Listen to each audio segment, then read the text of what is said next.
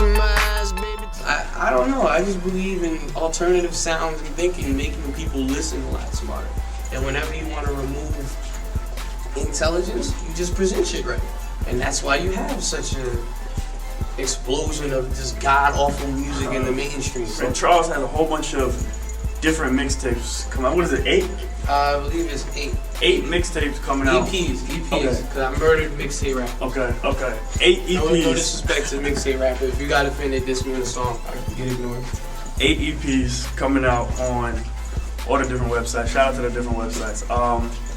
Blogs and stuff. Now, the next installment of this series is a joint where you take Dilla beats and you flip those and make them your own and rap on it, and paying homage to one of the greatest out there, R.I.P. J. Dilla. It's not a disrespectful notion, and somebody put that on my blog. I listen to Dilla when I'm down. When I feel like I can't take no more of the mainstream, I put on Nothing Like This. Whenever I feel like just kind of having a little bit of swag to me, I listen to Won't Do. Won't Do is retarded. You know, that Ozzy Brothers loop was insane.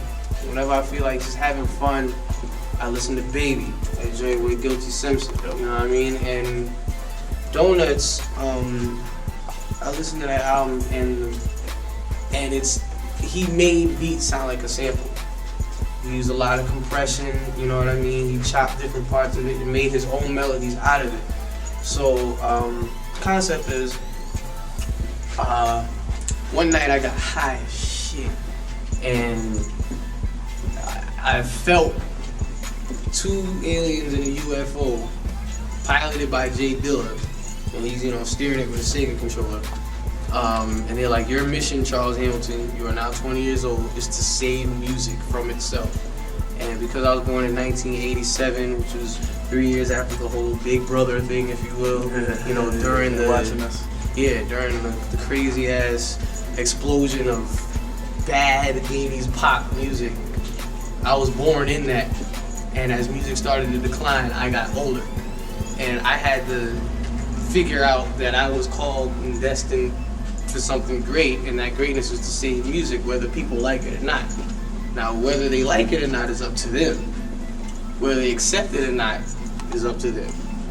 What happens if they don't accept it is not in my hands. I'm just doing what I'm doing because I was called to do this, and as long as I'm doing music from the heart, and with the ear that I've been blessed with, how can I lose?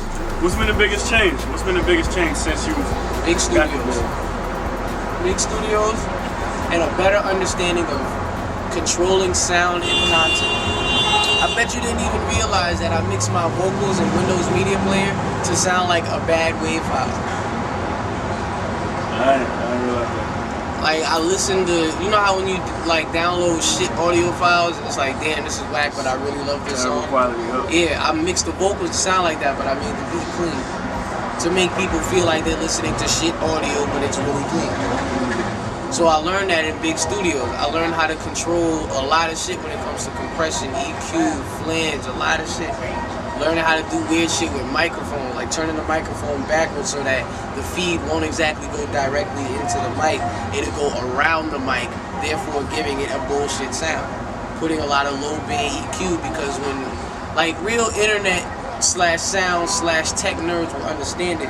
And I want your average listener to understand that there is an art form to being a nerd. Shout out to Lupe. I have no beef with Lupe Fiasco. Let me make that clear.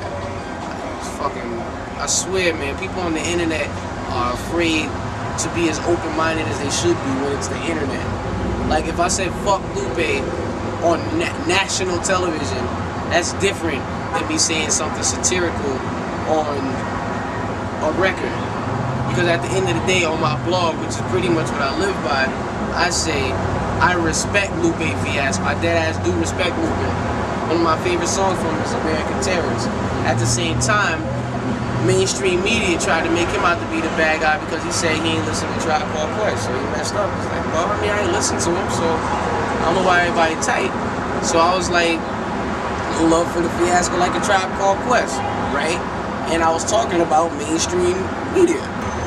How hard is it, man? How hard is it for you, to get on records, speaking your mind, but knowing that everybody's not gonna like it, or everybody's not gonna gravitate, or people are gonna have different opinions than you. Does that ever mess with you as far as the creative process? I've always never cared, but that's part of caring. You know what I mean? Like, I'll never, if I take aim for somebody, it's because they deserved it. But at the same time, like, it's all for the sake of music. And Johnny Cash, fucking Uncle Luke, a lot of artists in different genres of music weren't afraid, and they didn't care because they're artists, and that's how they felt at that time. Yo, so when is the album coming? What's the album called? It's crazy. I just had an epiphany. For the longest time, it was between The Truman Show and Forward Thinking Backwards Living.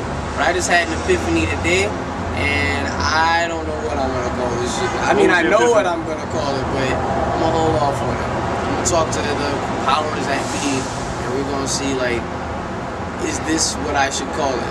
Am I making a bold enough statement with it? Because I honestly believe that my major label debut should make a statement about the way major label albums are presented.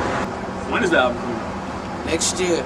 I'm not. 2009? Yeah, like, I'm not. Obviously, I'm on a very, very, very big label with very, very, very, very, very important acts. So I'm not rushing it, and I'm not gonna say that I'm antsy. At the same time, like, fuck, yo, I want my album heard. Like, you know what I mean? I want people to appreciate the product that I'm putting together. At the same time, it's like, you know what? There are people that the label has to focus on. You know, I'm like, Interscope has 50, Dre, and then they have a pop department. And that's just hip hop. A rock department. Like, it's crazy. So I'm not sweating. And the fans shouldn't sweat it either, because I'm still gonna be doing music regardless. And I'm gonna start kicking up with the performance I've been holding out. You know what I mean? Like, it's like, I used to perform all over New York, and I was like, all right, I guess I could get back into the scene again. Because Asher Roth performed Getting on the Keys, I was like, yo, I missed this feeling. So I'm ready to go. You might see more of me, and then you might see too much of me, as long as you see me. That's all that matters, man. So as we close this out, man, if it's anything you want the people to know, man, this is the time. I'll die doing this shit, whether you like me or not.